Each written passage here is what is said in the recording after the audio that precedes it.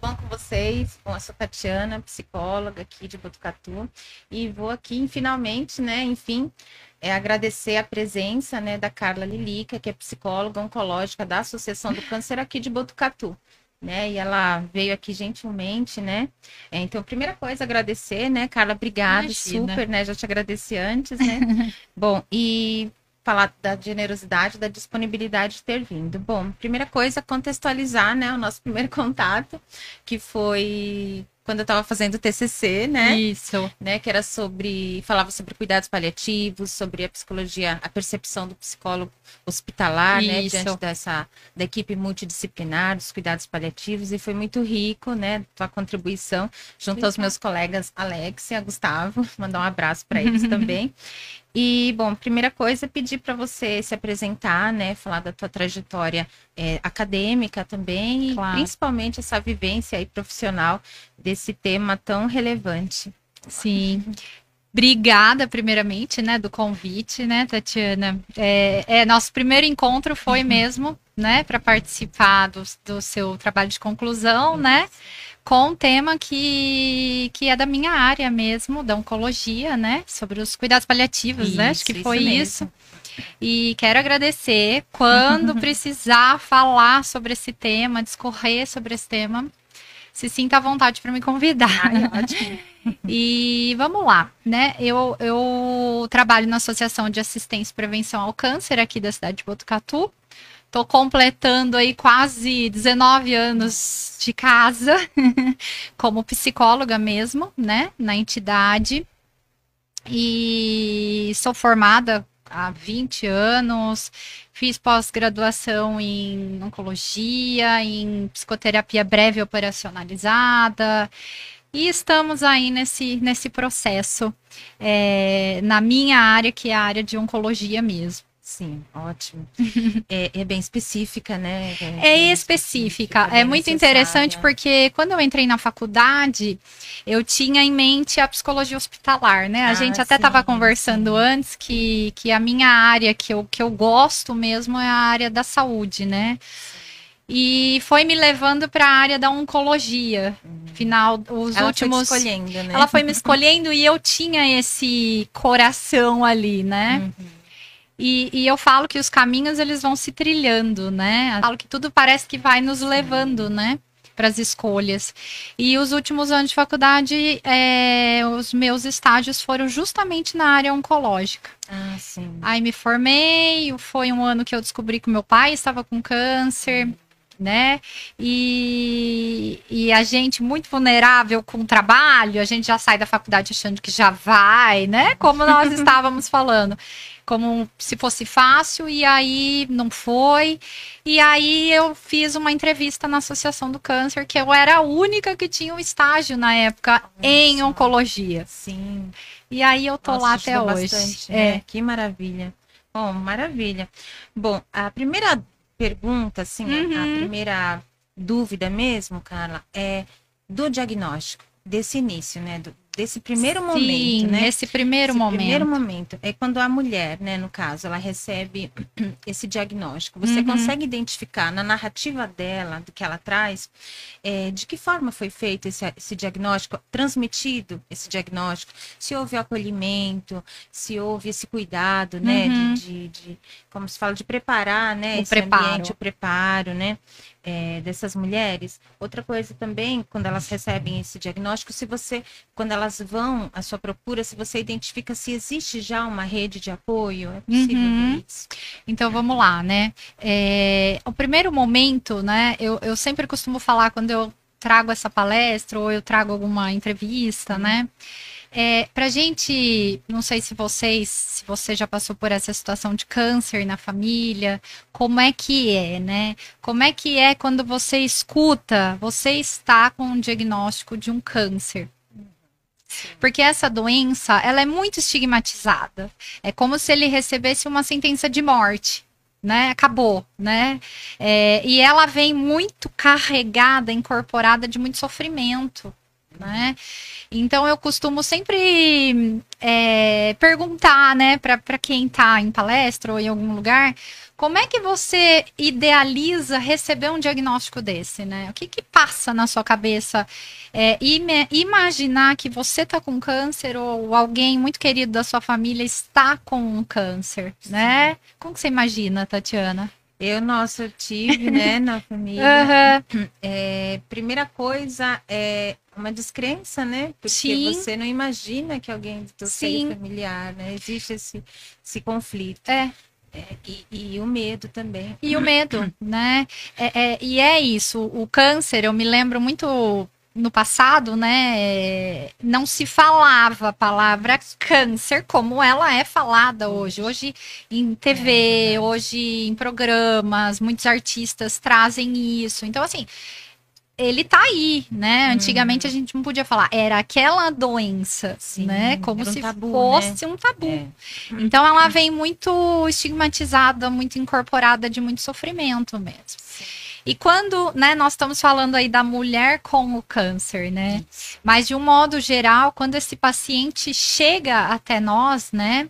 É feita uma primeira triagem junto com o assistente social, porque são pacientes mais carentes que precisam também de toda a parte de medicação, suplementos, até vir até mim, né, para fazer os atendimentos. Mas quando esse paciente chega, ele vem muito amedrontado. Né? E hoje os médicos, eu não vou generalizar, obviamente, mas assim, tem um médico que tem um lado humanizado e tem um médico que você tá com câncer, é assim, assim, assim, ele já, né, joga todo aquele, o como vai ser, como é que é, e o paciente leva essa mala para casa e lide com isso. Sim. Né?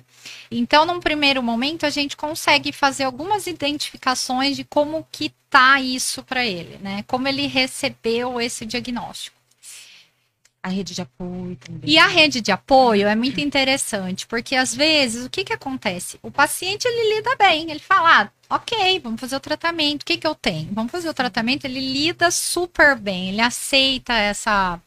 Né, de uma forma geral, ele consegue. Só que ele, às vezes, tem paciente que fala assim para mim, conversa ali com a minha mãe, conversa com meu pai, ou com meu esposo, ou com a minha mulher, né?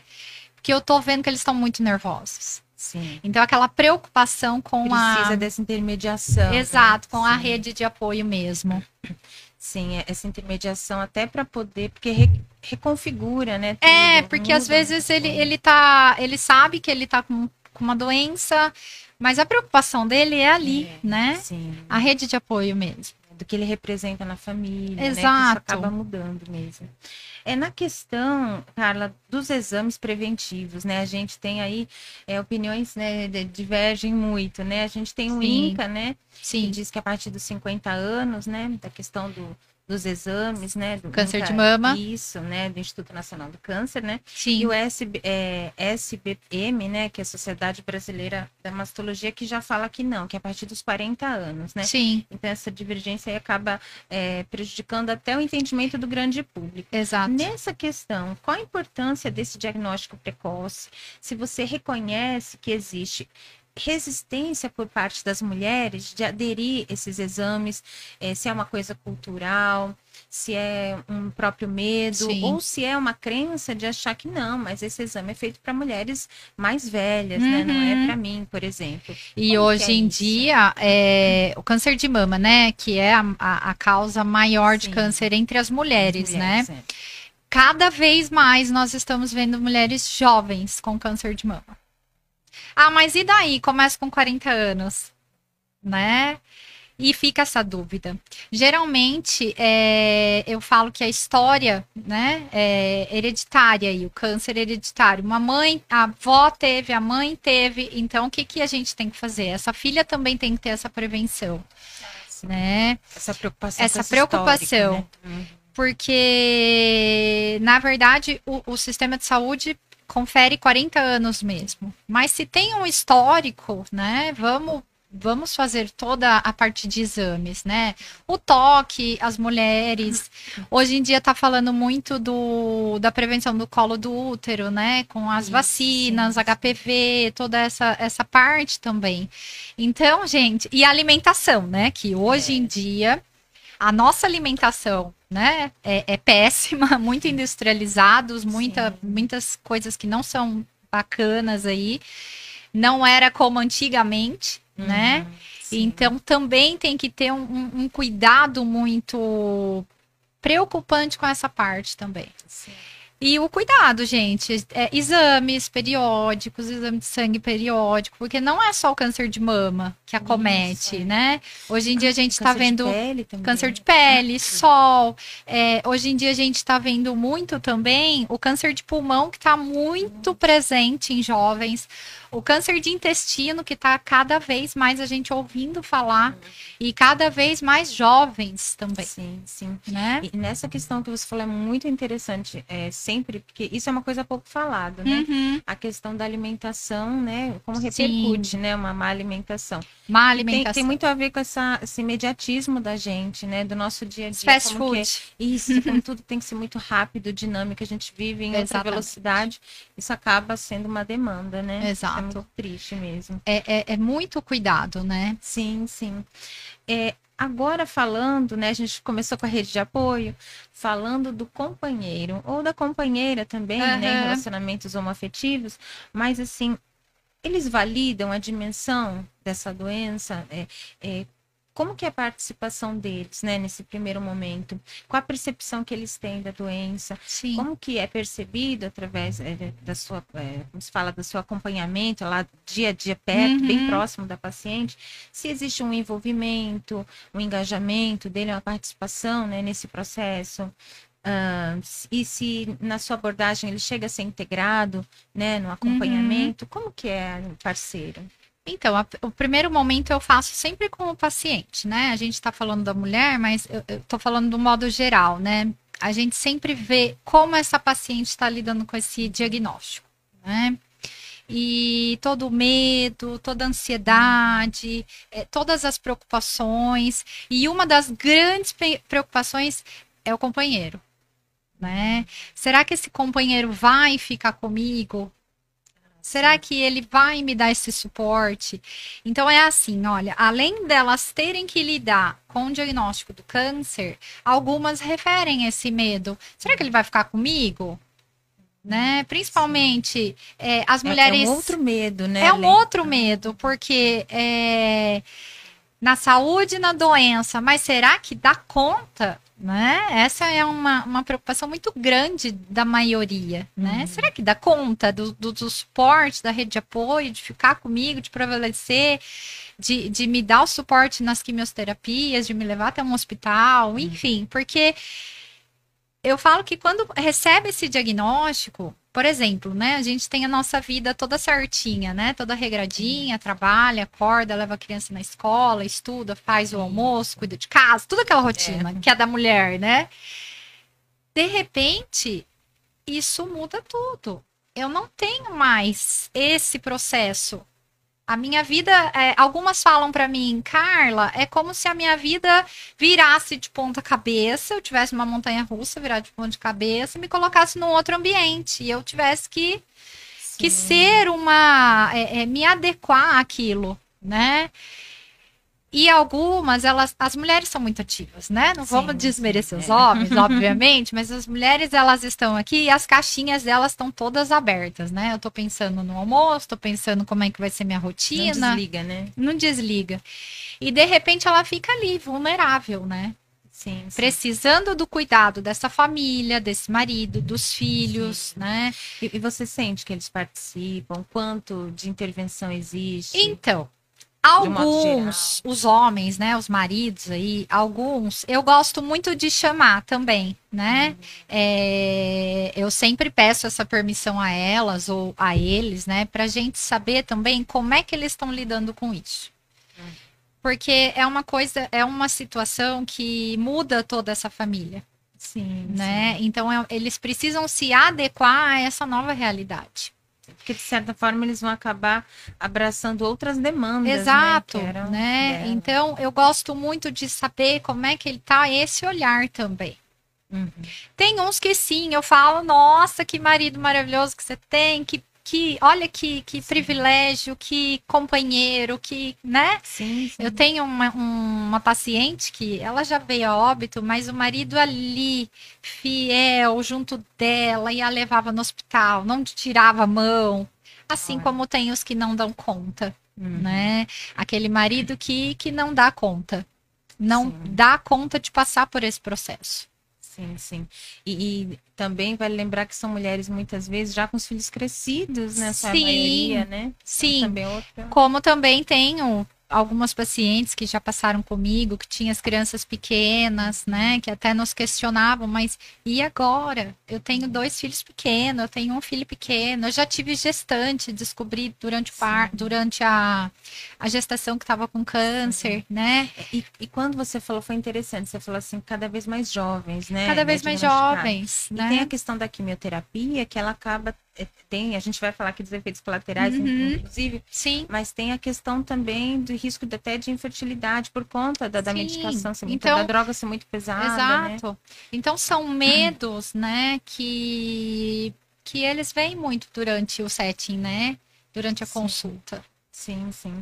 Falando da quimio, né, tão temida quimioterapia, a gente sabe que tem os efeitos colaterais, né, mais assim conhecidos ou mais presentes, que vai de náuseas, vômitos, perda de apetite, muita fadiga, né, muito cansaço, e claro, né, a conhecida, né, que fica dentro da psicologia, aquela coisa simbólica, né, do feminino, da feminilidade, né, e a queda de cabelo também, tem todo esse abalo emocional durante o processo já em quimioterapia, né, do paciente.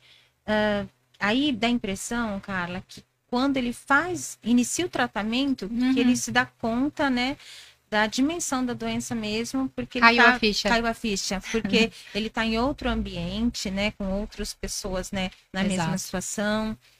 Tem a questão física que ele acaba sentindo, né, do próprio tratamento, expondo cada vez mais essa fragilidade, né, um teste mesmo pesado. Nesse processo, como que é realizada a abordagem, assim, enquanto, né, psicóloga oncológica, do início do tratamento da quimioterapia? Existe um preparo? Como que ele reage à quimio? Como ele vai reagir à quimio? Isso, esse abalo emocional. Quando eles recebem o diagnóstico, geralmente é falado, né, como é que vai ser esse tratamento. Se vai ter quimioterapia, se já vai logo para uma cirurgia, se vai já fazer a rádio. Então, é o determinante aí de como que vai ser o tratamento, né? Falando sobre a quimioterapia ela traz todo aquele processo doloroso, né? Vai cair meu cabelo, vai cair todos os pelos, né? Sobrancelha, cílios. Vou ficar horrorosa, né? Sim. Essa é a primeira fala delas, né? Vou ficar horrível, vou ficar com vergonha. Como é que vai ser? Porque para mulher o cabelo, né? Antes da gente começar, ai, mas meu cabelo tá bom, não tá, né? Porque para mulher tem toda a questão da feminilidade, né? Representação mesmo. Então, quando cai esse cabelo, de fato, é aquele processo muito doloroso, né? Do se olhar. Né? De como que eu vou me ver agora e de como que as pessoas vão me ver agora. Pode surgir o isolamento também. Exato. Então é um momento que ele é muito doloroso dessa parte do tratamento, de como ela vai reagir sem esse cabelo. Né? Como que ela vai lidar com essa nova face agora. Né? Porque ela está lidando com várias situações. As que trabalham, por exemplo, sair do trabalho, algumas não conseguem benefícios, tem toda essa parte também. Ficam dependentes, mesmo fisicamente, mesmo socialmente, aí da questão financeira também. Algumas tomam conta dessa família, que levam essa família, né, financeiramente. Então, olha quanta coisa para se pensar. E aí vem o cabelo. Vem os pelos da sobrancelha, porque algumas quimioterapias elas são tão agressivas que perde todo o pelo do corpo, né? Curto espaço de tempo, né? E aí elas vêm, e como é que é agora, né? Sim. Algumas aceitam, ficam sem a peruca, sem o lenço. Sim. Algumas falam, não, é assim agora e assim nós vamos ser, né? Sim, sim. Mas é um processo muito doloroso para essas pacientes. Você sente que elas buscam hoje em dia ajuda nos grupos, né, de apoio, né, de outras mulheres? Então, ou elas se intimidam? Por muito tempo eu tentei na Associação do Câncer fazer alguns grupos, mas eu vejo que o paciente oncológico, ele é muito introspectivo, né? Eu não vi que o grupo era interessante ali. Sim, sim. Sabe? Não aderem, né? Não adere. Então, ali, especificamente, eu faço. Às vezes a gente faz algumas comemorações, algum aniversário, ou os grupos de artesanato que tem lá. Sim, sim. Mas eu vejo que elas gostam mesmo do individual, né? De mostrar toda essa dor mesmo e esse processo que tá tão doloroso dentro dela, né? Sim, de trabalhar isso internamente. Internamente. Né? Bom, a gente falou dos filhos, né? No caso, você até citou de filhos pequenos, né? Que é uma outra loucura, né? Porque dá aquele medo de se eu faltar, né? Uma preocupação muito grande. Mas falando de filhos adultos já, né? Quando eles já têm suas famílias, já são casados, já trabalham. Nesse caso, especificamente, qual a diferença que eles têm, né, no impacto da doença? Qual a participação deles para essa mulher acometida com o diagnóstico de câncer, enquanto eles com suas vidas também, né? Como existe muito aquilo que a gente sabe, que a gente é mãe, a gente sabe, né? Eu não quero preocupar, eu não quero incomodar, não quero eu vou dar trabalho, né? O paciente. Isso, o paciente falando, eu vou dar trabalho, eu não vou avisar meu filho por conta disso e tal. Essa crença que esse peso que a mulher acaba carregando, né, de sempre se mostrar forte, né, de se mostrar que eu tô sempre bem, porque é aquela coisa da doação, sempre tem que estar cuidando e de repente cuidarem de mim, né? Como que é nesse cuidar momento? De mim, cuidar né? de mim, né? Com essa questão dos filhos adultos. Você sabe que a maioria, quando chega, né, até o consultório, elas falam assim para mim: eu não quero dar trabalho. Nossa. O que é dar trabalho? Eu não quero dar trabalho. Eu não quero ficar numa cama. Eu não quero dar trabalho. Né? Eu não quero que... Às vezes alguns ficam com fralda ou a dieta integral, né? Precisam de todo um cuidado. E a preocupação delas, né? Eu não quero dar trabalho. Olha só. Né? Mas ao mesmo tempo, eu quero o vínculo dos meus filhos aqui comigo. Né? Eu quero a minha família aqui comigo. É uma caixinha de surpresa, Tati. Sim. Tem filhos que eu falo que são a riqueza. E tem filhos que não dão conta desse processo de adoecer da mãe, no caso, né? Dessa mulher. Eles não conseguem ver uma mãe que foi tão ativa, que foi tão cuidadora, que foi tão, né? Ali numa cama vulnerável, precisando do cuidado deles. Então, é uma caixinha de surpresa pra gente. Tem filhos que são... né, que acompanham, que deixam de trabalhar para levar essa mãe, essa mulher. Tem filhos que a gente fala, nossa, que filho, que maravilha isso, que rede de apoio. Assim como tem o outro lado também. Então não dá pra gente falar, né, como é que vai ser. Né? E também a gente não pode culpar esses filhos. Sim. Porque eu não sei como é que foi essa vivência desses pais para esse adulto hoje, para esse filho adulto hoje. Sim. Eu não sei. Né? Eu lembro que quando fazia em grupos também, né, com idosos e tudo mais, às vezes a gente fica muito fragilizado, muito impactado com envelhecimento, adoecimento, mas tem também um outro lado, né, que isso a gente aprende, né, inclusive com as pessoas mais experientes, de que esse idoso já foi um pai, e já pode ter sido um pai ausente, né, um pai violento, tem toda essa questão. Tem toda a questão da culpa também, que é muito doído para a família. É muito trabalhado com a gente lá também, né? A culpa, ela vem demais, né?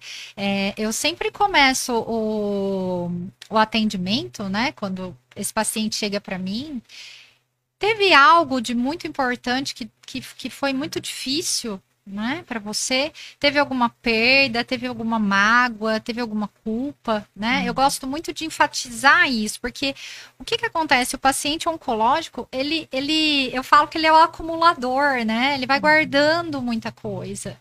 muita mágoa, Sentimento. muitos sentimentos, muitas coisas ruins mesmo. Então eu gosto sempre de começar assim. Teve algo muito difícil? Geralmente alguns anos antes, que precederam. Sim, que precederam. Teve alguma Sim. coisa que marcou demais? Teve alguma perda, né? Sim. Como era a relação com essa mãe, com a relação com seu pai? Como é que era? E aí vem Tipo, muita um rastreio, coisa. né? Um Pra poder rastreio. mapear, né, a dimensão. Exato. Então eu falo, a gente não pode culpar esse filho que não está dando conta desse cuidado. Porque você tem a narrativa só também do doente, né? Fica Exatamente. difícil. Bom, a gente falou aqui, né, da questão da queda de cabelo, da questão da como que representa isso, né, no Sim. universo feminino. Agora, sim, falando desses símbolos femininos, né, esses sentimentos, esses aspectos emocionais, né, voltados especificamente falando agora da equipe multidisciplinar, porque não é só, né, a gente tem esse entendimento muitas vezes que é o médico, né, o oncologista, mas não, é uma equipe, né? Tem uma equipe. E eu gosto muito de trabalhar com equipe. Eu Isso. acho que é, assim, fundamental, né? Repercute muito, né? Exatamente. Lá na Associação do Câncer, atualmente, somos eu, né, como psicóloga, tem assistente social, Fabiana. Nós tínhamos a nutricionista, agora a gente não tem mais, mas a gente tem esse apoio com o hospital, com a Unesp, quando necessário, né? Mas eu falo que a equipe multidisciplinar é fundamental, né? Às vezes você pega o paciente, faz muita diferença. O que você está vendo desse paciente? Às vezes a negação para alimentação, por exemplo, né? Ou às vezes a negar fazer o tratamento também, porque alguns ficam naquela fase de negação e eu não quero, não vou fazer.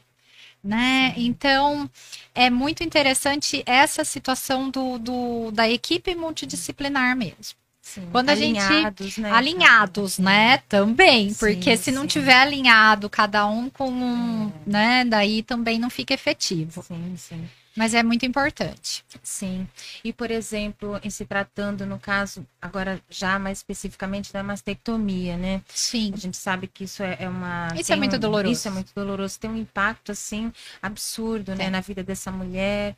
Porque, assim, é aquela, como se fala, a corporeidade da mulher, né? De tudo que representa, Exatamente. né? E nesse aspecto também, não é só a parte só estética, como a gente pensa, a questão dos filhos, a amamentação, Exato. né? Tem toda uma representação, né? Porque o que é a mama, né? Sim, né? Da vida, o alimento, Exato. né? O que é a mama? Sim, e assim, nesse momento, nessa vivência, existe um luto também, né? Você Super. acaba, né? E no caso da mastectomia, por exemplo, a gente tem a lei, né, também, 9.797 de 99, né? Que ela permite, né, na rede pública e também nos convênios das mulheres, aqui fica até o Agora a recado, prótese, né? isso, de reparar, né, Isso. a vítima, as pessoas que passaram pela mastectomia, tanto a geral quanto a parcial também, né? Então, fica aqui o recado. Mas nesse momento, né, como que não apenas fazer a aceitação, essa questão do luto, da aceitação e principalmente essa nova reconfiguração, né, desse novo seio, Sim. desse novo, nova olhar, vivência, né? esse novo olhar também. É muito doloroso. Sim. Né? Eu fico na expectativa de como elas vão voltar pro consultório, né? E elas olham com aquele olhar muito doloroso de uma perda mesmo, né? Porque o que é a mama, né? Mama remete à mãe, mama remete à feminilidade, nossa, tem uma infinidade aí de aspectos com essa mama, né? Então, algumas não conseguem se olhar mais no espelho, algumas não conseguem mais ter relação com o marido, né? Não consegue mais tirar a roupa perto desse marido ou dessa família, né? É um constrangimento muito difícil, né? Eu me lembro até uma vez a Malu Ornelas fez umas fotos belíssimas com algumas pacientes que foram mastectomizadas, né? Inclusive tinha algumas pacientes nossas e ficou um trabalho muito lindo, muito bonito, né? Para reconstrução mesmo dessa paciente. Hoje em dia, ainda bem, né, que elas têm o direito de fazer a reconstrução. Mas eu digo que, assim, o olhar para essa mama, às vezes são tirada toda, total, às vezes às vezes um quadrante, Então varia mais ou menos, mas é muito doloroso para elas. É uma fase de luto mesmo, como você disse, né? De dar ressignificado para esse novo corpo, né? Porque tem essa questão também, né? Que você falou Sim, bem, de se aceitar enquanto mulher, né? enquanto mulher, Acaba né? existindo essa dificuldade até no relacionamento, né? E olha Isso, só, eu já perdi o cabelo, agora eu tô perdendo uma mama. sim. Então, toda aquela parte da feminilidade mesmo, né? Uhum. Eu Sim. perdi a minha vivência da minha vida, como é que era, né? Então, tem Sim. todo um processo muito doloroso E leva tempo, né, e leva Carla? tempo. O câncer, a gente fala que ele tem vários mecanismos de defesa desse paciente, né? De como ele lida com isso, né? Desde do diagnóstico até. Eu falo que o pós, né? Depois que acaba, esse paciente já está bem. Aí cai a ficha de alguns, às vezes, né? De tudo que vivenciou. Né? Então, tem os pacientes que negam, tem os pacientes que usam disso para ficar mais frágil, tem os pacientes que se deprimem, né? Então, são várias fases até a gente trazer esse paciente para lidar de uma forma que não doa tanto. E tem que aceitar também essa, para poder seguir em frente, Exatamente. né? Sim, Né? sim. Bom, com tantos impactos emocionais, né, além do físico, né, que a gente sabe que é tão grande, né, essa parte do acompanhamento do especialista, né, do psicólogo oncológico, com tantas demandas, tantos impactos, não só físicos, bom, a gente sabe, né, Carla, que através, seja da literatura, de tantos artigos aí que comprovam essa eficácia e comprovam a necessidade, né, a urgência desse acompanhamento. Ok, mas e falando do senso comum, da sociedade, né, de modo geral, né, da população, assim, você sente que eles reconhecem a importância desse profissional durante esse processo, né, da doença, do enfrentamento, do acometimento da doença, mas do enfrentamento também, do tratamento? Como que é visto esse profissional, no caso, no senso comum? Porque a gente agora vê nas redes sociais, de certa forma, meio que democratizando, né? Sim. A gente tem muitos relatos de mulheres, né, com câncer, que elas compartilham essa vivência da doença, no caso. Não sei se você tem, assim, uma grande experiência nisso. Nesses últimos anos, você viu que mudou esse olhar ou continua a mesma coisa? O que você percebe? Como é que é quando antiga... Você deve ter mais ou menos a minha idade, Sim. né? Antigamente, como é que é, né? Você precisa ir ao psicólogo. Psicólogo? O que a gente escutava? Que doido. Eu não sou louca, imagina que eu vou ao psicólogo. Né? Então, eu acredito que eu tô 20 anos de formada, quase 22 anos de formada, acho que é isso. O que acontece, né? O psicólogo hoje em dia, ele está super. Todo mundo está precisando muito, né? Nós estamos com vivências muito dolorosas, né? Tem muita ansiedade, tem muita depressão cada vez mais. Então, atualmente, eu tô vendo que o psicólogo, ele realmente ele tá tomando um lugar de destaque dentro da sociedade. É óbvio que ainda tem muito preconceito com a palavra psicólogo, psiquiatra, porque remete a louco, a doido, e não é assim. Eu falo que todo mundo precisa de psicólogo. Sim. Todo mundo deveria pensar nessa possibilidade de ter uma escuta. Sim, desconstruir esse estigma, né? E o que acontece? Na Associação do Câncer, todo mundo que assistente social, né? Ou às vezes eles vêm com encaminhamento do médico, solicitando psicólogo ou de nutrição, enfim. Mas todos estão aderindo. Sim. Hoje em dia. Eles compreendem essa necessidade. Hoje em dia eles compreendem. Antigamente, logo que eu iniciei na Associação do Câncer, há 18 anos atrás, eu sentia uma dificuldade, principalmente das pessoas mais idosas. Eu me recordo que tinha um paciente que ele era mais idoso, acho que ele tinha uns 70 e poucos anos, mais ou menos. Ele falava assim: vamos lá, doutora, rezar a Bíblia, então.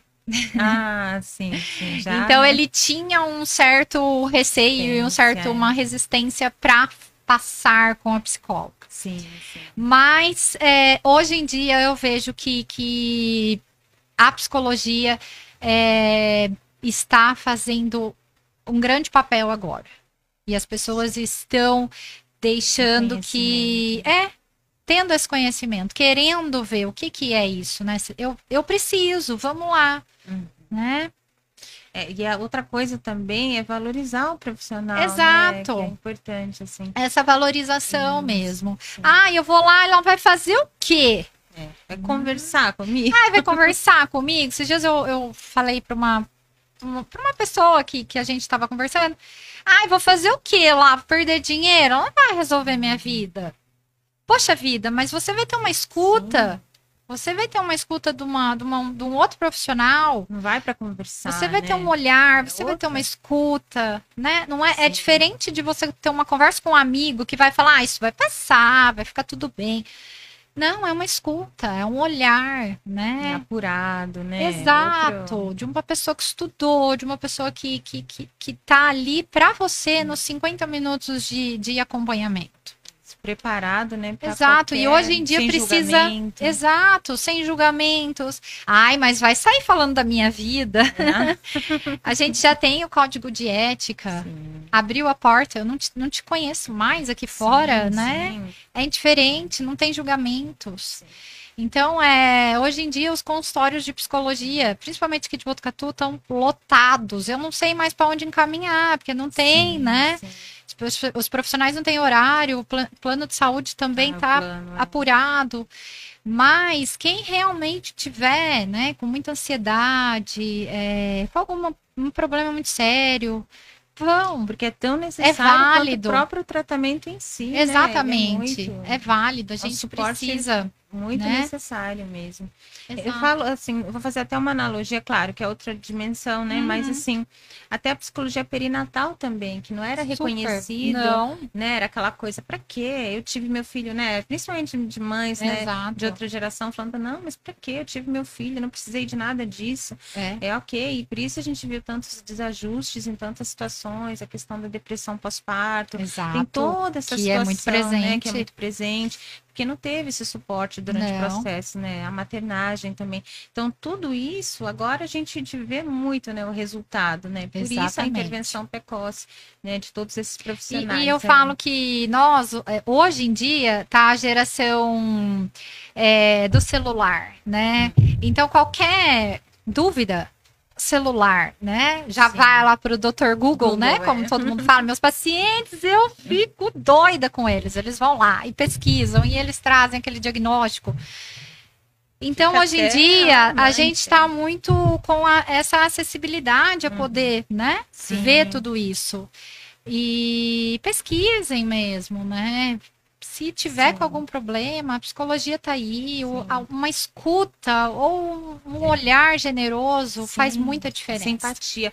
Até lembrando aqui, vou trazer até um assunto assim que, né, recentemente tenho feito palestras, né, já há algum tempo, mas eu vejo que em algumas pessoas, né, adultos no caso, eles vêm sempre com essa narrativa. Mas para quê? A questão do bullying, falando já do bullying, que é um outro tema, mas também bastante presente, segue presente. E é sempre assim, Carla, pra quê? Eu não morri disso, isso é frescura, a criança não aguenta mais nada na escola. Aí a gente pensa, ok, é por isso que estamos numa sociedade, também por isso que estamos numa sociedade adoecida. Exato. Porque isso foi naturalizado, essa violência, dentro do ambiente onde a criança tinha que estar segura, por exemplo, né? Como que isso impactou emocionalmente, né? É naturalizado, normalizado. E então, assim, essa questão, né, sempre da psicoeducação, de um modo geral, né? Como que é necessário e faz diferença. Bom, agora sim, falando, né, que eu acho que independente da religião, né, da religiosidade de cada um, mas assim, qual, Carla, a importância da espiritualidade na vida das pessoas, aí agora ampliando, né, o cenário, sejam homens, mulheres, como que a religiosidade é vista, né, para contribuir nesses recursos internos, né, do paciente. E você vê também diferença, a questão da pessoa que não tem religiosidade, ela busca a religiosidade, a espiritualidade nesse momento bastante, ela fica revoltada com Deus, enfim, nessa questão da espiritualidade, como é o contexto? Eu sempre costumo falar, né, que esse o apoio psicológico nesse momento, ele é fundamental. Mas a gente trabalha com... Eu gosto muito de fazer essa tríade, né? Emocional, a religiosidade e a parte física, que é o tratamento, né? Os pacientes, quando eles chegam para mim, eles falam assim, por que eu, né? Por que eu tenho que passar por isso? Sim. Né? Por que eu tenho que viver essa doença maldita, passar por isso, perder cabelo, mama, enfim, por que eu tenho que passar por isso? Né? Uma revolta, né? Poxa, eu sou tão temente a Deus, eu oro, eu tenho minha religiosidade, por que Deus fez isso comigo? Essa é a primeira questão. Sim, né? Sim. E eu levo muito eles para pensar no para quê de tudo isso, né? E aí que entra a parte da religiosidade, da espiritualidade, né? Alguns, a fé parece que ela toma, assim, uma importância gigante nesse processo do adoecer. Alguns se revoltam. Eu tenho uma paciente que é muito querida e ela perdeu a fala. Ela teve que fazer a cirurgia nas cordas vocais e ela ficou sem a fala, né? E ela era muito religiosa, ela praticante, ia na igreja, ela tinha a fé dela muito forte. E ela se rebelou. Ela fala, eu não consigo fazer as pazes com Deus. Sim. E aí ela entra nesse processo doloroso de se sentir culpada de estar de mal, sim. Né? E ao mesmo tempo, essa negação mesmo do que ela está vivendo. E alguns que ficam cada vez mais próximos, né, da fé, da religiosidade, né? Eu tinha uma paciente muito querida, ela ficou, acho que 15 anos fazendo tratamento, né? E ela já era no paliativo e os pacientes davam tempo a ela, né? E ela era muito...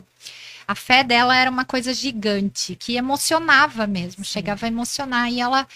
E ela mostrava isso muito para os médicos. A minha fé está fazendo com que eu me mantenha aqui, porque ela queria ver a filha crescer.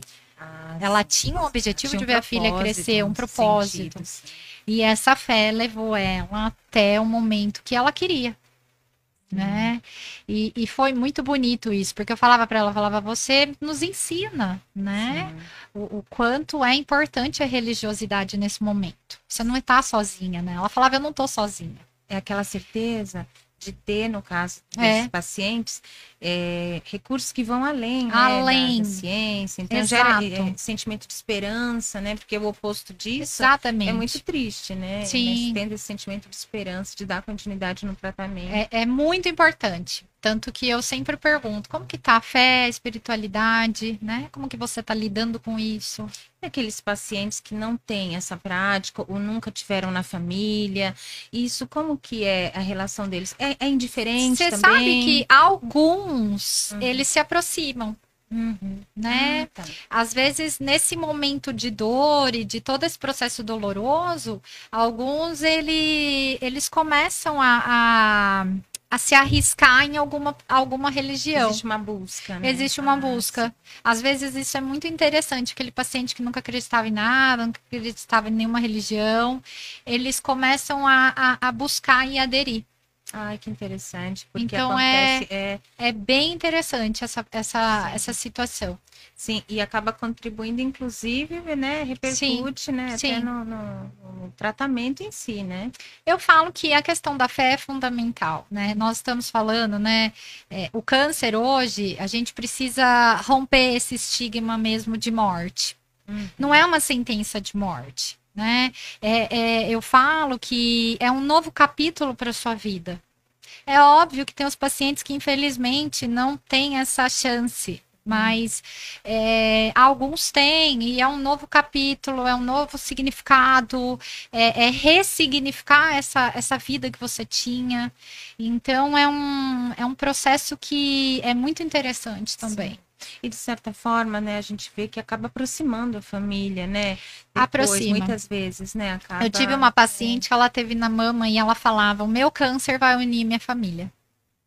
Ela chegou a óbito e ela uniu a família.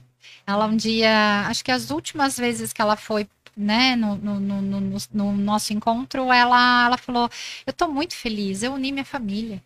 Sim, aquela intenção de que, às vezes, muitas das vezes, Ela falava, eu fui um ressentimentos, né? instrumento para Olha unir só. essa família. Hoje eu posso morrer Se tranquilamente. sentir útil, né? É. Porque muitas vezes a gente vê até que são ressentimentos, né? São Sim, mágoas, né? sim. Que acabam reduzindo a sua importância diante da doença. Exato. Né? Isso acaba fortalecendo também. Exato. Bom, agora para finalizar, né, com tudo que você trouxe aqui, falando do paciente pós-tratamento, né, que é uma outra visão, outra percepção do paciente, né, um paciente que enfrentou aí desde o diagnóstico, né, de reconhecer, se deparar com a doença, da vivência do tratamento, desse enfrentamento, né, é uma coisa tão vívida, enquanto a gente tem vários tratamentos, a rádio, a químio, mas ele nesse processo, questão também da negação, da revolta, do luto, a questão também, no caso das mulheres, muitas das vezes que recorrem à cirurgia, né, que é necessária, todo esse processo. Então, a gente está enfrentando nessa linha do tempo aí do paciente, do início, durante o tratamento e agora ao final do tratamento. Já o paciente oncológico já se curou, né? Como que é esse paciente agora, né? Porque tem uma preocupação, como que está o emocional desse paciente? Porque, como você bem falou, ele passa por um turbilhão de emoções, né? Num curto espaço de tempo, é testado à prova ao seu máximo, com suporte, claro, mas ainda assim algo muito intenso. E como que está o emocional desse paciente agora, pós-tratamento? Terminei o tratamento. Né? Como é que é, né? Sim. Então vamos lá, é muito interessante porque eu costumo falar, né? Aquele paciente que ele lida super bem durante todo o tratamento, né? Ele aceita, ele faz tudo que tem que ser feito, ele é forte. Alguns, quando acaba e ele se dá conta de todo o processo que ele passou, né? Alguns entram, digamos que numa depressão, né? Agora, se durante todo o processo ele teve um suporte emocional, né? Tudo bem, esse paciente lida bem, mas é uma caixinha de surpresa o pós, né? Alguns têm que retomar a vida. O que é retomar a vida? Retomar o ambiente de trabalho, né? Voltar a trabalhar, porque algumas mães aí são as, né, que tomam conta dessa casa. Né? Exato. E é meio cruel esse retomar, né? O ambiente de trabalho, às vezes, ele não é tão favorecedor. A busca do emprego, às vezes, né, é mais complicada. Então, esse retomar, às vezes, ele é meio dificultoso um pouquinho. Que daí a gente também tem que trabalhar nesse processo desse se colocar novamente aí, né, na sua vida, né? Vamos voltar para sua vida? Como é que é daí agora? Você não vai voltar mais com esse olhar, é um outro olhar, né? É uma outra experiência, né? Sim, e tem também a questão, como você falou, mulheres mais jovens, mulheres que precisam se reinserir no mercado de trabalho, é outro desafio também. Às vezes as que fazem o câncer de mama, né? Às vezes elas têm que fazer o esvaziamento, né? Da axila, né, que também às vezes tem, esse braço, ele não é mais como ele era, né, a questão da fadiga, né, esse retorno, às vezes ele é muito doloroso. O próprio ambiente, você vê que a sociedade não faz esse acolhimento devido a essa mulher que está reinserindo na sua vida, né. E além disso, né, Tati, o que é muito angustiante para essas pacientes também é a recidiva. Ai, sim. E se voltar? Existe esse medo muito Existe esse medo muito presente. É como a gente quando vai no médico, né? Sim. Eu tenho medo de ir médico por conta dos diagnósticos, por conta de toda a minha vivência, né? Que eu tive. Então, eu confesso, né? Me dá uma ansiedade. E essas pacientes que já passaram por isso, então você imagina, né? Algumas falam para mim, eu tenho diarreia, eu tenho ânsia, eu tenho medo. Se me der uma recidiva, como é que vai ser, né? Tudo de novo. Tudo, né? De novo, como é que vai ser? Infelizmente acontece, né? A gente tem que deixar elas muito também a par disso. Sim. Mas a gente não pode viver em função de uma recidiva. É o que eu gosto muito de falar para elas. A gente tem que viver o aqui e agora, né? Aqui, a gente ser pai desse presente, né? Sim. E agora, até aproveitando, só para concluir mesmo, que achei interessante que você falou que tem esse medo da recidiva, tem essa Sim, dificuldade do retorno às suas atividades laborais, enfim, tem. esse reingresso. Mas tem uma parcela de mulheres que se redescobrem depois do câncer, que Tem. viviam uma vida muitas das vezes se submetendo a situações que não deveriam, Que não que não agradavam, agradavam, né? não viviam até pegando da fé na sua autenticidade, né? Sim.